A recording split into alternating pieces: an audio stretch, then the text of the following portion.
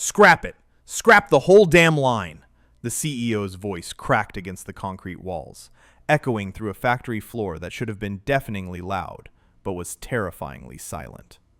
12 massive industrial turbines sat dead in a row, like sleeping giants that refused to wake up. The young technicians in clean blue coveralls were staring at their laptops, terrified. They saw $12 million of scrap metal. I saw 12 machines that were just waiting for someone who spoke their language. They weren't broken. They were just holding their breath. The moment the expert consultant stepped aside to check their emails, I knew it was time to go to work. You have to understand what silence feels like in a place designed to generate 50,000 horsepower. It isn't peaceful. It's heavy. The air in the facility usually vibrates in your chest, a constant thrum that tells you the grid is feeding and the physics are working. Today, the air was cold and smelled of stagnant oil and panic. The facility manager was sweating through his suit, pacing back and forth in front of Unit 1. He was losing $50,000 an hour, and he had been losing it for 3 days straight. These weren't your modern, plastic-wrapped standby generators that hum politely in the background. These were 1992 vintage 12-cylinder behemoths, cast in iron and bolted to the bedrock. We built them back when an engine was designed to outlive its operator. They were simple, brutal, and honest. But looking at them now, silent and cold, they looked like a graveyard. The team swarming over them didn't know that history. They were what I call parts changers. Good kids, mostly. They knew how to read a diagnostic code and follow a flowchart, but they didn't know how to listen. The machine doesn't talk in binary. It talks in heat, in vibration, and in the smell of ozone. "Mr. Vance," the CEO barked, spotting me near the entrance. He didn't look happy to see me. To him, I was a ghost from a past he was trying to erase. A retired lead engineer who cost too much and didn't know how to use the new inventory software. "We've got catastrophic seizure across the board. The consultants say the main bearings are fused. Do you have anything useful to add, or are you just here to watch us bleed money?" I didn't answer him immediately. I just walked past the huddle of consultants. They were pointing at a graph on a tablet, arguing about torque curves. They were so busy looking at the data, they hadn't bothered to look at the iron. I put my hand on the casing of Unit 1. It was cold, stone cold. But there was something else. A tension in the mounts. A subtle misalignment that you couldn't see with a laser, but you could feel if you knew where to put your thumb. My name is Artie Vance. I spent 40 years on this floor. I was there when these engines were poured, machined, and assembled. I remember the smell of the cutting fluid we used in '92. I remember the specific batch of bolts we used for the head gaskets. And most importantly, I remember the things that didn't make it into the manual. The little quirks, the shortcuts, the decisions made by accountants that we had to work around with a wrench and a prayer. The young guy with the laptop looked up at me, his face pale. "The scan tool says it's a P0300 series failure, sir. Multiple cylinder misfire leading to mechanical lockup. The system is protecting itself." "The system isn't protecting anything," I said, my voice quiet but cutting through the CEO's panic. "The system is scared of its own shadow." I walked down the line. Unit 2, Unit 3, Unit 4. All of them sitting in that heavy, unnatural silence. It was impossible. You don't lose 12 industrial engines to mechanical seizure at the exact same second unless you dropped a bomb on the building. Physics doesn't work like that. Probability doesn't work like that. But software? Software believes whatever it's told. The CEO wiped his forehead. "We're scrapping them, Artie. The replacement estimate is $20 million. We're tearing them out starting Monday." "That would be a mistake," I said, opening my tool bag. It was an old leather satchel, worn smooth at the handle. No laptop inside, just steel. "You don't scrap a thoroughbred just because it has a stone in its shoe." "It's not a stone, Vance. It's a catastrophic internal seizure." I pulled out a stethoscope and a set of feeler gauges. "Let's ask the patient, shall we?" The consultant handed me the tablet like it was a holy scripture. It was a ruggedized industrial model, the kind that costs more than my first car. And on the screen was a glossy PDF filled with red graphs and terrified exclamation points. The header read, "Catastrophic internal seizure. Fleet-wide critical failure." That is a very expensive way of saying the engines were bricks. The lead consultant, a kid who looked like he hadn't started shaving when these engines were first bolted to the floor, tapped the glass with a stylus. "You see the torque spikes here, Mr. Vance? The ECU detected infinite resistance in the crankshaft rotation. The system hit the safety limit and triggered a hard emergency shutdown. It's physical. The metal is fused." He said it with such absolute confidence. That is the problem with digital diagnostics. It gives you a specific code for a vague problem, and you mistake that specificity for accuracy. The young technicians behind him nodded in unison. They were parts changers. In their world, the machine is just a peripheral device attached to the computer. If the sensor says the patient is dead, they stop checking for a pulse. The CEO stepped in, his voice tight with the stress of a collapsing quarter. "We don't have time for nostalgia, Artie. This report is from the manufacturer's top diagnostic team. They've run the P0300 through P0400 sequences 3 times. The crankshaft position sensors are reading 0 variance during start attempts.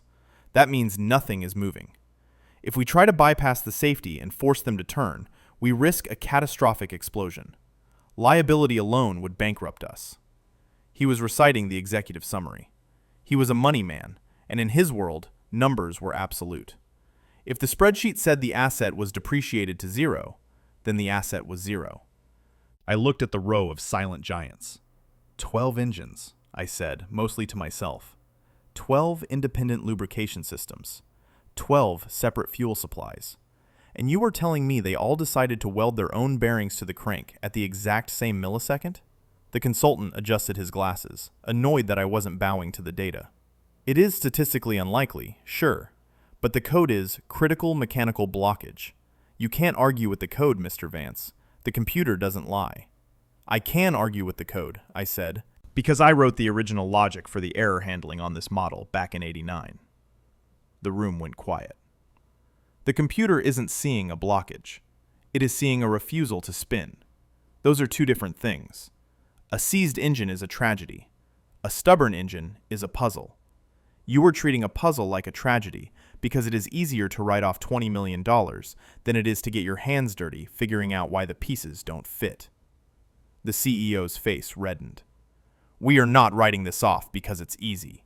We are writing it off because it is broken. Look at the vibration analysis. The harmonic distortion was off the charts right before the shutdown. The computer saved us from a disintegration event." He pointed at the red line on the graph. It spiked vertically. To him, that was the smoking gun. To me, it looked like a glitch. Real mechanical failure is messy. It starts slow, it grumbles, it heats up. Bearings scream before they die. They don't just quit in unison like a choir cutting off a note. "The recommendation is to scrap," the consultant insisted, trying to regain control of the narrative. "Retrofit the facility with the new turbine class. We can have them online in 6 months. 6 months. 6 months of silence. 6 months of this factory rotting while they waited for plastic-wrapped replacements that wouldn't last half as long as these iron horses. They were condemning a fleet of kings because they didn't know how to cure a common cold." I handed the tablet back to the CEO. I didn't want to look at the screen anymore. It was polluting my judgment. "You called me here because you wanted to know if you were crazy to scrap these," I said. "You aren't crazy. You are just blindfolded. And you are letting a computer tell you what the world looks like." I turned my back on them and walked toward Unit 1, leaving the digital lie behind me. It was time to ask the metal what happened. There is a specific way you have to approach a machine like this. You don't walk up to it like you own it. You walk up to it like you are asking for permission. These turbines are 12 cylinders of cast iron and high-grade steel, weighing as much as a small house. They demand respect. I stepped over the yellow safety line, ignoring the gasp from the safety officer who probably wanted me to fill out a permit before I breathed the air in the exclusion zone. I didn't care about his permit. I cared about the truth, and the truth was hiding somewhere under 3 tons of casing. I placed my palm flat against the intake manifold. It was cold, unnaturally so. A working engine has a warmth to it, a residual heat that lingers for hours even after shutdown, like a living thing sleeping. But this was stone cold. That told me they hadn't run for days. But my hand wasn't looking for heat, it was looking for memory. Metal has a memory. If an engine seizes, If a piston truly welds itself to a cylinder wall, or a main bearing spins and locks, the violence of that event travels through the chassis. It twists the frame. It snaps bolts. It leaves a feeling of trauma in the steel, a rigid tension that you can feel vibrating in your fingertips, even when the machine is dead still. I closed my eyes and leaned in, pressing my forehead against the cold iron of the housing. The consultants behind me were muttering, probably wondering if the old man had finally lost his mind. But I was listening to the silence, and the silence was telling me something was wrong. If this machine had seized, the motor mounts would be twisted. The torque of a sudden stop at 1,800 RPM translates into millions of foot-pounds of force. It would have tried to rip itself off the concrete pad. But the mounts were relaxed. The bolts were seated perfectly. There was no smell of burnt oil, that acrid, stinging scent that hangs in the air when metal grinds against metal until it melts. There was only the smell of ozone, the sharp, clean scent of high-voltage electricity, and the dusty smell of a factory that had stopped breathing. I pulled the stethoscope from my bag. It wasn't a medical toy. It was a mechanic's tool with a long steel probe designed to pick up the heartbeat of a piston through 6 inches of block. I placed the tip against the flywheel housing. I tapped the casing gently with the handle of my screwdriver. Ting! Clear as a bell. "Did you hear that?" I asked, not turning around. "Hear what?" the CEO asked, his voice echoing in the empty hall. "The ring," I said. "If the bearing was seized, if the shaft was welded to the block, that sound would be a dull thud. The vibration would be deadened by the friction of the seizure. But it rang. The shaft is free. It's floating on its oil film, exactly where it should be." I moved to the side of the unit, where the main ground strap connected to the chassis. I ran my thumb over the paint. It was smooth, original 1992 industrial gray, except for one spot. Right near the mounting bracket, there was a tiny pattern of wear. Not impact damage, not rust. It was a series of microscopic chatter marks, like someone had taken a piece of sandpaper and vibrated it against the metal for 10,000 hours. "Feeler gauge," I muttered to myself, pulling the thin strips of steel from my pocket. I slid the 0.005-inch blade between the sensor bracket and the housing. It slid in easily. Too easily. "What are you doing, Artie?" The CEO had stepped closer, his curiosity finally winning out over his frustration. "I'm checking the gap," I said. "The computer says this engine is broken. It says the internal resistance is infinite, but the physics say the engine is loose. It's not seized. It's scared." I looked at the chatter marks again. They formed a wave pattern, a resonance pattern. I had seen this pattern before, but not on a diagnostic screen. I had seen it on a blueprint. My mind flashed back 30 years, away from the silence of this graveyard and back to the deafening roar of the assembly line where these giants were born. I could see the sparks flying from the welders, smell the hot coffee in the break room, and hear the voice of a young manager in a cheap suit telling us we needed to save money. The metal was trying to tell me a story about a decision made 3 decades ago. The consultant saw a P0300 error code. I saw a ghost. A ghost that we had built into the machine ourselves, hidden under a layer of paint and good intentions, waiting for the exact right moment to wake up and scream. The machine wasn't dead. It was just humming a tune that the computer didn't know how to hear. And suddenly, I knew exactly who had written the music. I closed my eyes, and the silent, cold factory floor dissolved. Suddenly, I was back in the heat. It was November 1992. The air smelled of stale coffee and fresh weld flux. I was standing in the production office, a glass-walled fishbowl overlooking the assembly line where these very engines were being born. But I wasn't looking at the engines. I was looking at a memo on thermal paper, held by a man named Stevens. Stevens was one of the new breed of efficiency experts. He didn't know how to adjust a valve lash, but he knew the price of copper down to the penny. He was part of a task force sent by corporate to trim the fat. They called it lean manufacturing. We called it starving the beast. Stevens was tapping a red pen on the blueprint for the main chassis assembly, right over the section detailing the electrical grounding harness. "We're wasting money here, Artie," he had said, pointing to the squiggly line representing the main ground strap. "Look at this routing. You have the cable looping around the rear engine mount before it connects to the sensor bracket. That is 24 inches of heavy gauge braided copper. If we go straight from the block to the bracket, We can do it in 12 inches. I remembered the argument perfectly. It was the kind of argument you lose because you are speaking physics and they are speaking finance. That loop isn't waste, Stevens, I had told him. It's a strain relief. It's a damper. These engines vibrate. If you pull that cable tight, you turn it into a tension rod. You change the harmonics. Stevens had smiled that tight, condescending smile that people use when they think you are being sentimental about metal. The schematic shows a ground connection, Artie. Electricity doesn't care if the wire is straight or looped. It travels at the speed of light. We save $1.40 per unit. On a production run of 10,000, that's 14 grand. That pays for my salary. He signed the change order right there on the desk. Reroute ground strap B4, direct path, remove slack. That was the birth defect. It happened with the stroke of a pen. We built them exactly as ordered. We took 12 inches of copper out of the system. We pulled the ground strap tight, running it straight from the vibrating engine block to the rigid sensor bracket. To the accountants, it was a savings. To the machine, it was a trap. You see, when you look at a schematic, a wire is just a line. It has no weight, no mass. But in the real world, a wire is a physical object. When Stevens made us pull it tight, he didn't just save copper. He transformed that wire into a guitar string. We didn't know it then. The engines passed their end-of-line tests and shipped out. But every time one of these giants fired up, that tight copper wire started to hum. It was vibrating at a microscopic level, singing a note that nobody could hear. It was a ghost defect. For 3 decades, that wire has been vibrating against the sensor bracket. It wasn't enough to break the connection, but it was enough to create a resonance. The wire was physically drumming against the housing of the crankshaft position sensor. The resonance from that tight wire finally wore through the microscopic layer of insulation on the bracket. It created a feedback loop. The wire started injecting its own vibration directly into the sensor's body. The sensor felt that extra vibration and got confused. The computer saw the signal. It didn't see a cost-cutting measure from 1992. It saw a catastrophic internal seizure.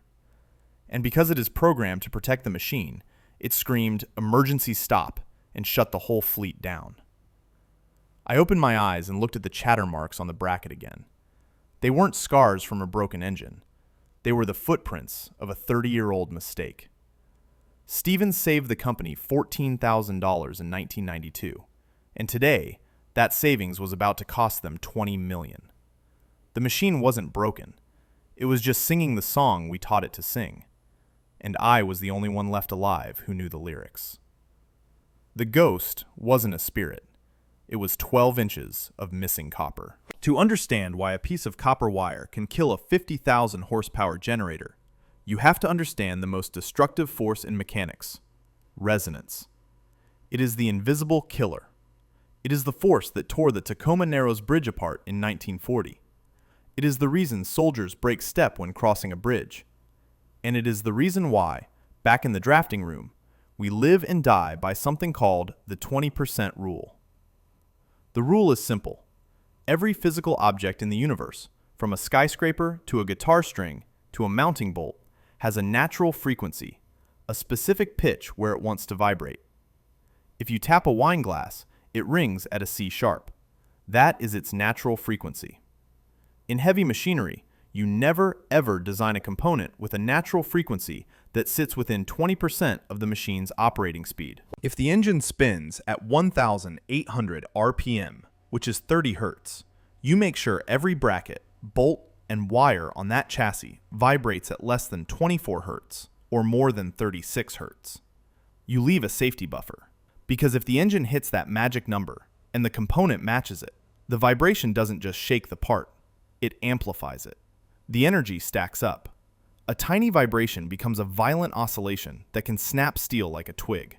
When Stevens ordered us to remove the slack from that ground wire in 1992, he didn't just save 12 inches of copper. He changed the stiffness of the system. He took a limp, flexible cable that had a natural frequency of nearly 0, and he pulled it tight. By anchoring it rigidly between the engine block and the sensor bracket, he created a tensioned string. He inadvertently tuned that wire. And without doing the math, without checking the modal analysis, He tuned it to vibrate exactly in sync with the second-order harmonics of the firing sequence. Here is what is happening inside that dark casing. When the startup motor engages, the engine begins to rotate. At low RPM, everything is fine. The wire is quiet. But as the engine ramps up toward its idle speed, it passes through that critical frequency zone. The engine block vibrates, a microscopic, normal vibration that every reciprocating engine has. That vibration travels through the mount and hits the wire. Because the wire is tuned to that exact frequency, it accepts the energy. It starts to hum. It doesn't just shake, it resonates. It begins to whip back and forth, invisible to the naked eye, but violent on a microscopic scale. This is where the ghost enters the machine. That ground wire is bolted directly to the bracket that holds the crankshaft position sensor. This sensor is a Hall effect device. It uses a magnetic field to count the teeth on the flywheel as they spin past. It is looking for a clean, square-wave digital signal. On, off, on, off. That signal tells the computer exactly where the pistons are. Ideally, the sensor should be perfectly still, watching the world spin by. But the sensor isn't still. It is bolted to a bracket that is being shaken by a resonant copper wire. The wire is hammering the bracket at 240 times per second. This vibration is tiny, maybe only a few microns. But in the world of precision electronics, a few microns is the difference between a signal and noise. The sensor starts to vibrate in its mount. As it shakes, the distance between the sensor face and the flywheel teeth changes rapidly. This fluctuates the magnetic field. The computer, sitting in its cool, air-conditioned cabinet, sees the signal coming from the sensor. It expects a perfect square wave. Instead, it sees a wave that is fuzzy, jagged, and erratic. The edges of the signal are blurring. To the computer's logic, this blur looks exactly like torsional instability. It looks like the flywheel is stuttering. It looks like the massive steel crankshaft is twisting and binding, catching on a bad bearing, then breaking free, then catching again. This is the ghost defect. The physical reality is that the shaft is spinning perfectly smoothly on a film of oil. But the digital reality, the only reality the computer knows, is that the shaft is violently shaking. The ECU runs a quick calculation. It compares the signal variance against its safety tables. It sees the variance exceeds the threshold for safe operation. It concludes that the main bearings are disintegrating. The logic is brutal and instantaneous. To save the engine from destroying itself, the computer cuts the fuel. It fires the catastrophic seizure code. It shuts down the party before it even starts. The irony is perfect. The safety system is killing the machine to save it from a danger that does not exist. The engine is healthy. The bearings are perfect. The oil is clean. The only thing wrong is that a $10 piece of wire is singing the wrong note, and the computer is terrified of the music. The feedback loop is self-fulfilling. The harder the engine tries to run, the more the wire vibrates. The more the wire vibrates, the worse the signal gets. The worse the signal gets, the faster the computer kills the engine. It is a trap designed by physics and triggered by accounting. And because the parts changers rely on the computer to tell them the truth, they believe the lie. They see the code and they order a new engine. They don't realize that if they install a new engine, they will bolt the ground wire on exactly the same way, creating the exact same tension, and the new engine will fail exactly like the old one. The defect isn't in the parts. It is in the assembly. It is in the tension. I stood there in the silence, holding the feeler gauge, and I realized the magnitude of the error. We weren't dealing with a mechanical failure. We were dealing with a misunderstanding. The machine was trying to run, but its own nervous system was hallucinating pain where there was none. And the cure wasn't a $20 million retrofit. The cure was understanding the difference between a broken bone and a pinched nerve. The machine didn't need a surgeon. It needed a chiropractor. It needed someone to reach in and break the resonance. It needed someone to silence the ghost. I walked back toward the makeshift command center they had set up near the facility entrance. It was a folding table covered in blueprints, coffee cups, and 3 different laptops, all glowing with the same damning red graphs. The CEO was on the phone, his back to me, rubbing the back of his neck with a hand that was shaking slightly. He was authorizing the scrap crews. I could hear him negotiating the pickup time for the flatbeds. He was selling 12 giants for the price of dead weight. "Tell them to bring the heavy rigging," he said into the phone. "We need the floor cleared by Friday." "Yeah, all of it." "Hang up the phone," I said. I didn't shout. I didn't have to. The acoustics in a turbine hall are strange. A whisper can carry 50 feet if you pitch it right. The CEO froze. The young consultant, the one with the tablet and the certainty of a man who has never had to clean his own tools, looked up at me with a mixture of pity and annoyance. "Mr. Vance," the consultant said, stepping in front of the CEO like a bodyguard protecting a VIP from a confused fan. "We are in the middle of a crisis management protocol. If you're done with your inspection, safety security can escort you to the gate." "I said hang up the phone," I repeated, ignoring the kid and locking eyes with the CEO as he turned around.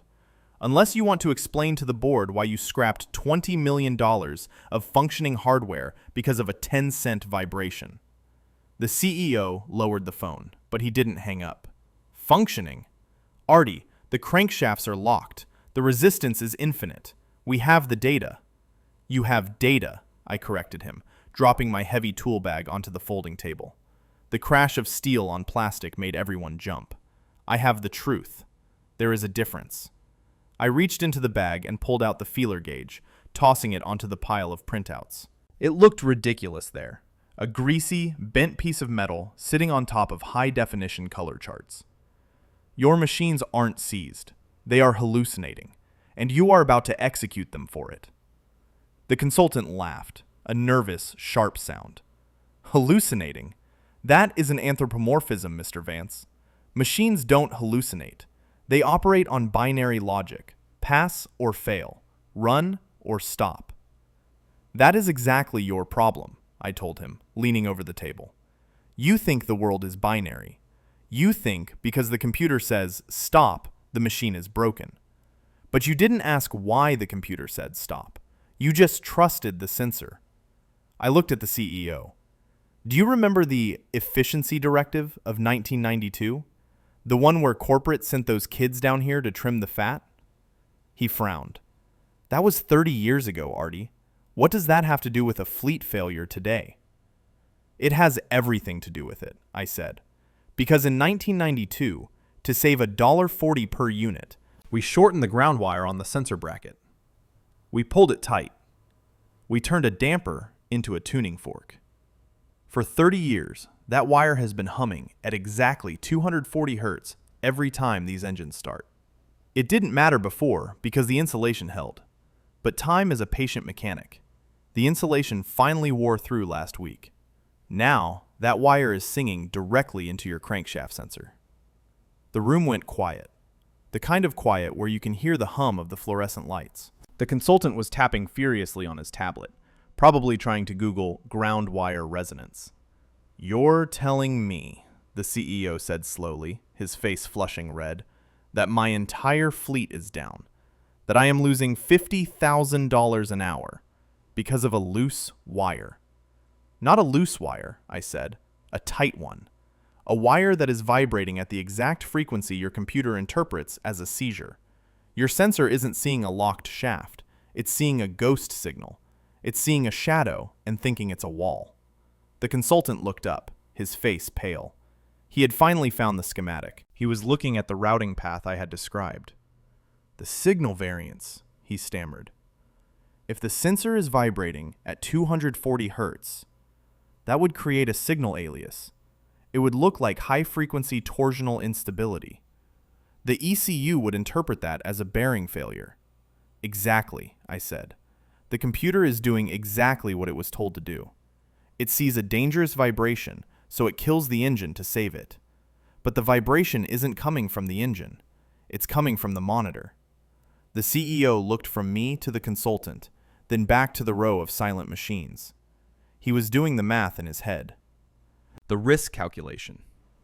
If you're wrong, Artie, if we try to start one of these and it really is seized, the torque spike could shear the flywheel. It could send shrapnel through the casing. Someone could get killed." "I know the risks," I said. "I built these things. I know what they sound like when they're dying, and I know what they sound like when they're lying. These machines are lying." I picked up my screwdriver. It was an old snap-on with a red handle, worn smooth by decades of grip. Give me 10 minutes on Unit 1. I don't need a crew. I don't need a laptop. I just need you to clear the floor and let me do the job you paid me for 30 years ago. The consultant shook his head vigorously. We can't authorize that. The liability is astronomical. The manufacturer's protocol clearly states that once a P0300 code is locked, the unit must be decommissioned. If we override the safety and it blows, insurance won't cover a dime. The CEO looked at the phone in his hand. He looked at the scrap authorization form on the table. Then he looked at the silent, majestic line of iron giants that had powered his company for 3 decades. He was a money man, yes, but somewhere inside him, he knew that you don't throw away a legacy because a screen tells you to. He hung up the phone. Clear the floor, the CEO said, his voice low. Sir, you can't be serious, the consultant protested. This is reckless. I said clear the floor, the CEO roared, the stress finally breaking through. He turned to me. You have 10 minutes, Artie. If that engine doesn't start, or if it explodes, you won't just be retired. I'll sue you for everything you own. Fair enough, I said, gripping the screwdriver. But when it starts, I'm charging you double for the consult. I turned and walked toward Unit 1. The crowd of technicians parted like the Red Sea. They were terrified. They thought I was walking toward a bomb. I knew I was just walking toward a machine that had a stone in its shoe. I knelt down beside the access panel of the main housing. The metal was cold against my knees. I didn't need a manual. My hands remembered the way. I reached for the first bolt. It was time to kill the ghost. I knelt on the concrete, the cold seeping through the knees of my work pants. The access panel was held in place by 4 10mm bolts. I didn't use a power drill to remove them. I used a hand ratchet. I wanted to feel the threads disengage. When you use an impact gun, you numb yourself to the machine. You miss the subtle feedback of a cross-threaded bolt or a rusted washer. I spun the bolts out one by one, placing them in a neat line on the floor. The parts changers behind me were whispering, probably taking bets on how spectacular the explosion would be. I pulled the steel cover plate free and set it aside. There it was. To the untrained eye, it looked like a perfectly normal piece of electrical work. A braided copper ground strap, thick as my pinky finger, bolted from the engine block to the sensor bracket. It looked clean. It looked secure. But to me, it looked like a guitar string that had been tuned too high. I reached in and plucked it with my thumb. Ping! It didn't thud. It sang. A high, tight note that vanished almost instantly into the air. That was the sound of tension. That was the sound of Stevens's cost-cutting efficiency from 1992. The wire was pulled so tight that it had become a structural member of the engine, transmitting every micro-vibration from the block directly into the sensor's nervous system. I reached into my pocket and pulled out the high-tech solution that was going to save this company $20 million. It wasn't a microchip. It wasn't a laser calibrator. It was a black plastic zip tie. Cost, roughly 5 cents. I took my screwdriver and loosened the mounting bolt on the bracket just half a turn. The tension in the wire released instantly. The strap slumped slightly, regaining the natural curve, the wasteful slack that we had originally designed back in the drafting room. I retightened the bolt. Then, I took the zip tie and secured the center of the ground strap to a nearby hydraulic line. This wasn't just about securing the wire. It was about physics. By strapping the copper wire to the rubber hydraulic line, I was adding mass and damping to the system. I was changing the resonant frequency. The wire could no longer vibrate at 240 Hz. I had detuned the instrument.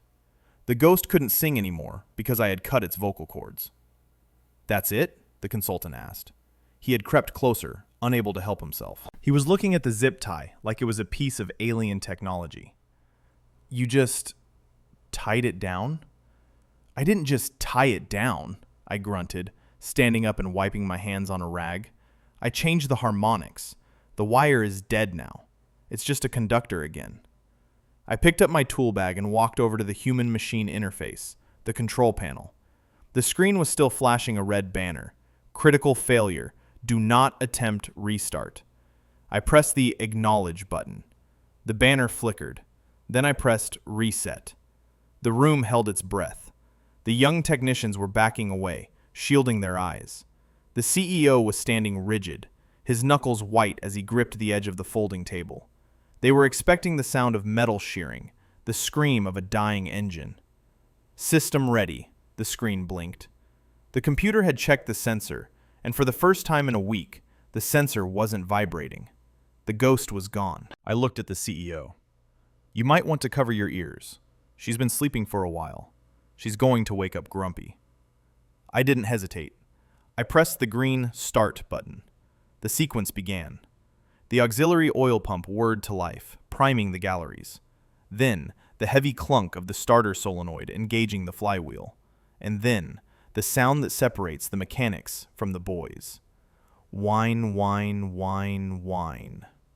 The massive electric starter fought against the compression of 12 cylinders. The engine turned over. It didn't lock. It didn't grind. It spun. The pistons, which the computer swore were welded to the walls, slid effortlessly in their liners. Kaboom! Unit 1 caught fire. Not a literal fire, but the controlled explosion of diesel meeting compression. A puff of black smoke shot out of the exhaust stack, and the floor beneath my feet shuddered. It wasn't the violent shaking of a seizure. It was the rhythmic, powerful thrum of 50,000 horsepower coming online. The RPM needle on the screen swept up. 400, 800, 1,200, and settled perfectly at 1,800 RPM. The roar was deafening. It was a beautiful, chest-rattling thunder that filled the dead silence of the factory. The air instantly smelled of heat and diesel. The stagnant smell of panic evaporated. I watched the screen. The vibration analysis graph, the one that had been spiking vertically all week, was now a flat, green line. System normal. Output stable. Grid synced. I turned around.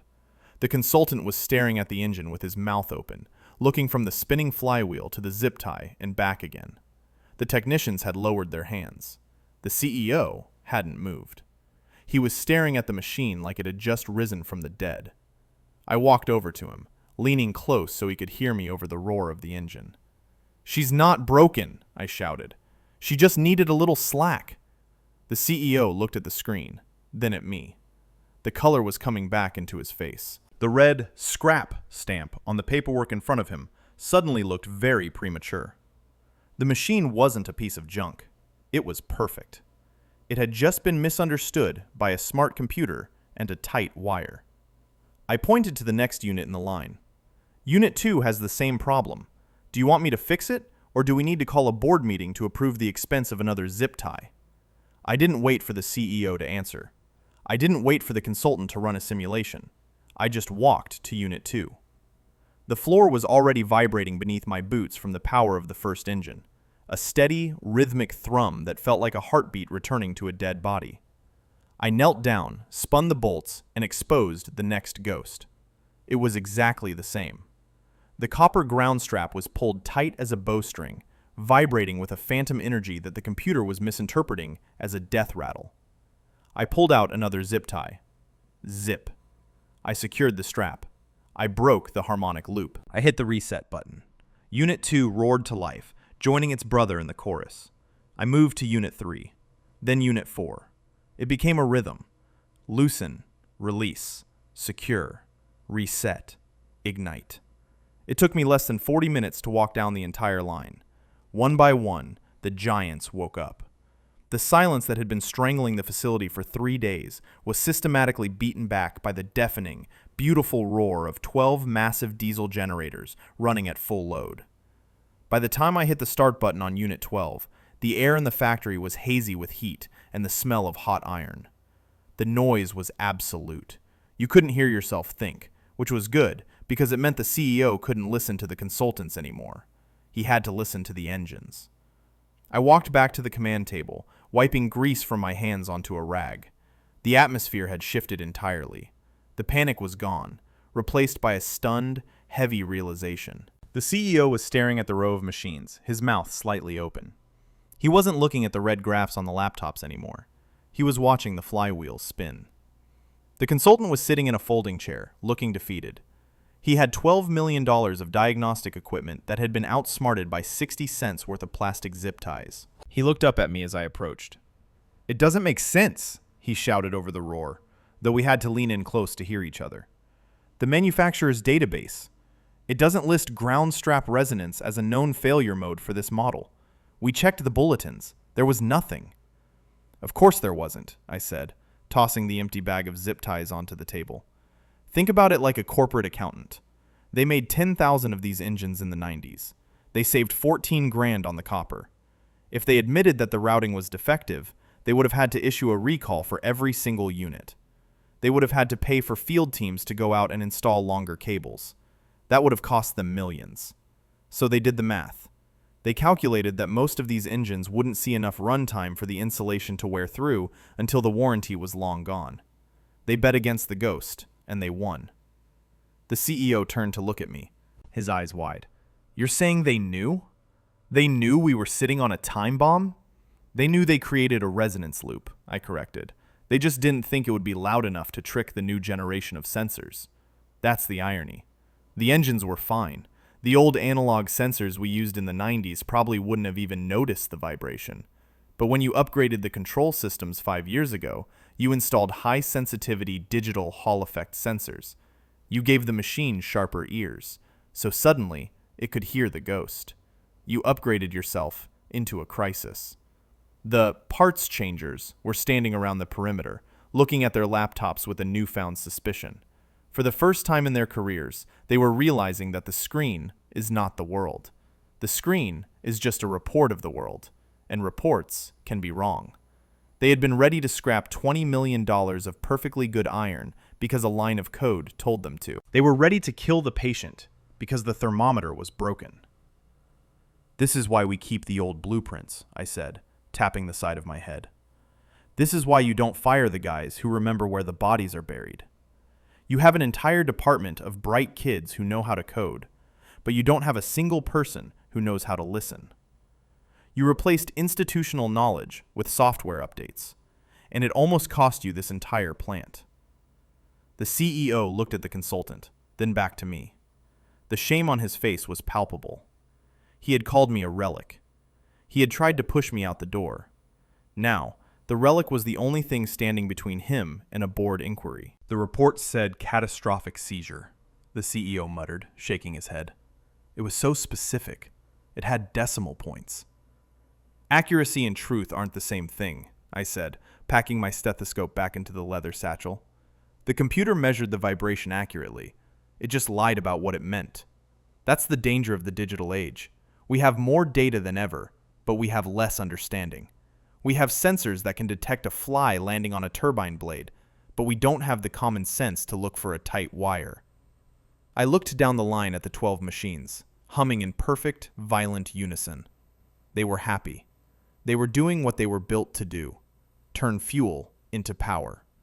They weren't junk. They weren't obsolete. They were just misunderstood. "You were ready to scrap them," I said, driving the point home. "You were going to melt down the best engines you ever bought and replace them with plastic junk that won't last 10 years. All because you forgot how to diagnose a root cause. You treated the symptom, not the disease. And the disease wasn't in the engine. It was in the process." I zipped up my bag.